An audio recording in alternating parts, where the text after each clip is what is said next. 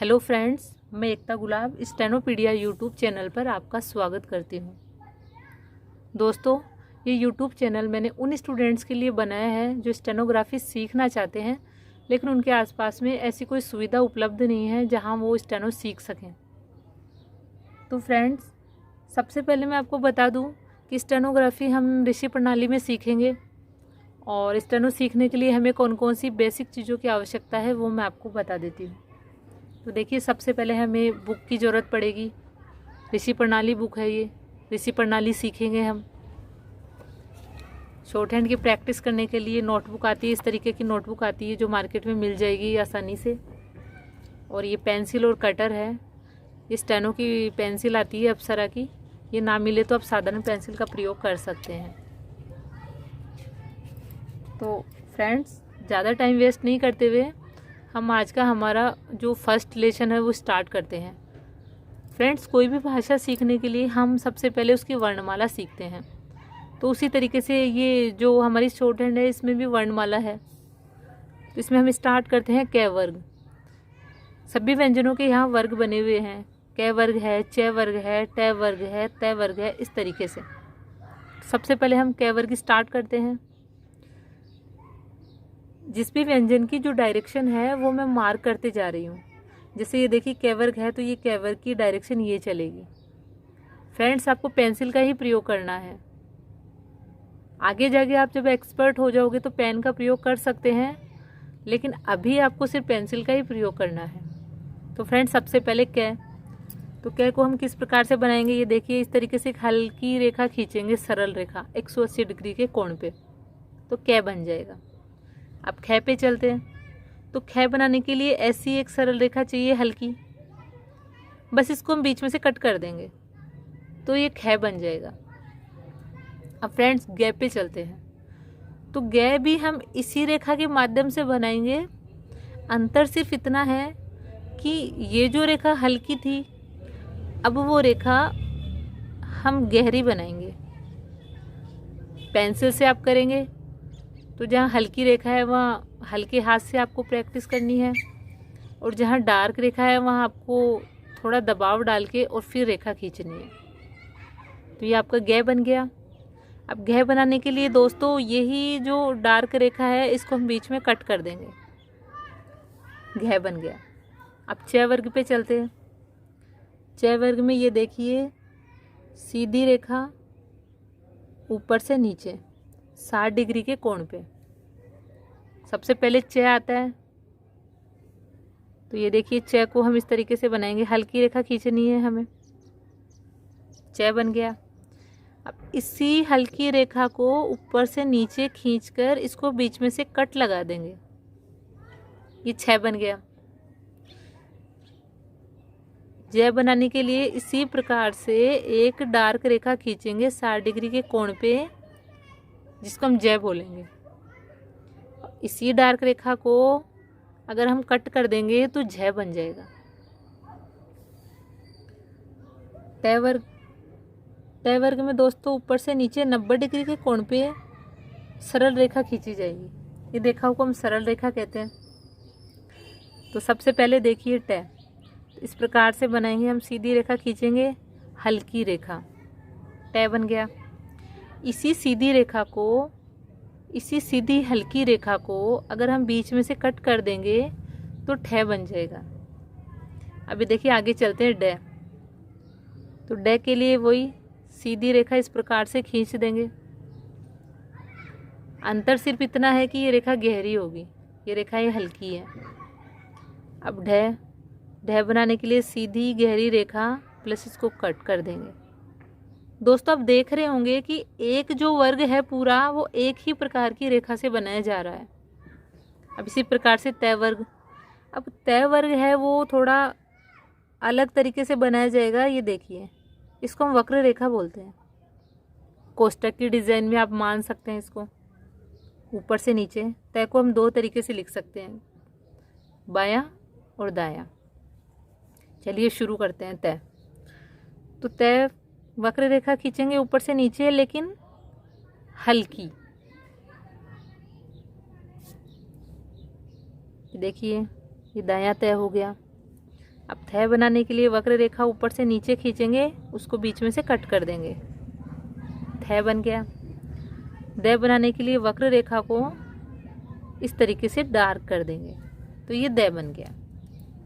अब ध बनाने के लिए वही वक्र रेखा ऊपर से नीचे, बीच में से हम कर देंगे इसको कट, तो ये बन जाता है ध। अब प वर्ग में चलते हैं। प वर्ग भी फ्रेंड्स सीधी रेखा से बनेगा, सरल रेखा से बनेगा। 120 डिग्री पे ऊपर से नीचे हम रेखा खींचेंगे, तो प वर्ग की जो प वर्ग में जितने भी व्यंजन हैं वो इसी रेखा के माध्यम से हम बनाएंगे। देखिए किस प्रकार से बनाते हैं। प तो हल्की रेखा खींचेंगे, प बन गया। इसी हल्की रेखा को ऊपर से नीचे और बीच में से कट कर देंगे, तो ये बन जाएगा आपका फ। अब ब पे चलते हैं, तो वही इसी प्रकार से सीधी रेखा को लेकिन डार्क कर देंगे, तो ब बन जाएगा। और इसी डार्क रेखा को अगर हमने बीच में से कट कर दिया तो ये भ बन जाएगा। अब फ्रेंड्स ये तो हो गए ग्रुप। अब कुछ व्यंजन हैं जिनको थोड़ा अलग तरीके से लिखा जाता है, सरल रेखा का प्रयोग नहीं किया जाता या किया भी जाता है, तो वो इनसे थोड़ा सा डिफरेंट है। चलिए उनको भी देखते हैं हम। तो सबसे पहले है ये। तो ये के लिए ये देखिए इस तरीके से बना के, और ये बन गया ये। इसकी डायरेक्शन आप देख रहे होंगे, ये है इसकी डायरेक्शन, नीचे से ऊपर। अब रे को फ्रेंड्स हम दो तरीके से लिख सकते हैं। ये देखिए रे। फ्रेंड्स आपको लग रहा होगा कि रे की रेखा और च वर्ग की रेखाएं सेम है, बट ऐसा नहीं है। ये देखिए ये जो है च का जो वर्ग है वो 60 डिग्री के कोण पे बनता है, और ये जो रे है ये आप इसको मान सकते हैं कि 30 डिग्री 30-35 डिग्री के आसपास के कोण पे इसका झुकाव ज़्यादा है। अब रे को हम इसकी डायरेक्शन है वो है नीचे से ऊपर। रे को हम इस तरीके से भी लिख सकते हैं, इसकी डायरेक्शन होगी ऊपर से नीचे। अब चलते हैं ले पर, तो ये बनता है ले। अब फ्रेंड्स ले जो है इस पूरी वर्णमाला में ले ही एक ऐसा है जिसकी डायरेक्शन नीचे से ऊपर भी आ सकती है और ऊपर से नीचे भी आ सकती है।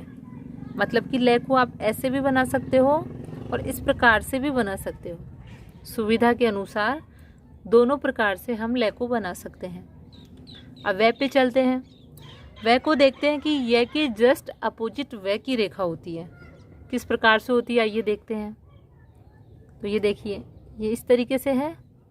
अब वे को हम बनाएंगे इसका जस्ट अपोजिट, नीचे से ऊपर। अब चलिए से पे चलते हैं। से को भी फ्रेंड्स हम दो तरीके से बनाते हैं, बायां और दायां। अब है को भी हम दो तरीके से बनाते हैं। सॉरी इसकी डायरेक्शन मैंने नहीं बताई आपको। ये भी ऊपर से नीचे, ऊपर से नीचे। है को देखते हैं।